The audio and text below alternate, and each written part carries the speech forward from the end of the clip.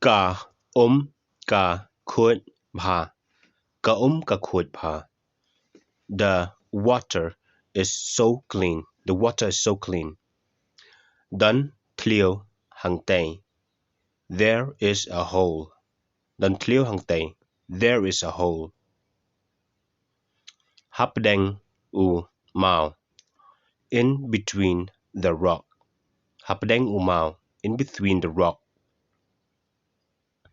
Kam day bashna ubril. It is not man-made. It is not man-made. Ka la le ka mariang.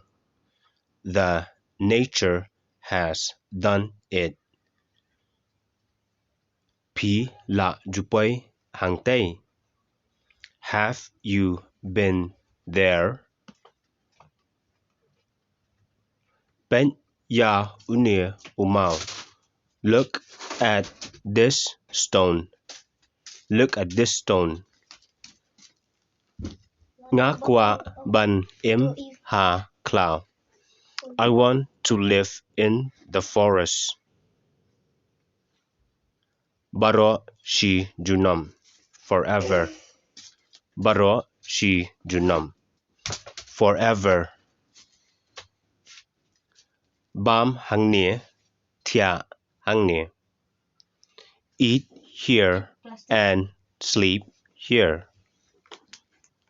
Ya ngin yale kumta. Let us do it that way. Let us do it that way. Kublai yapi baro. Thanks to all of you. Thanks to all of you.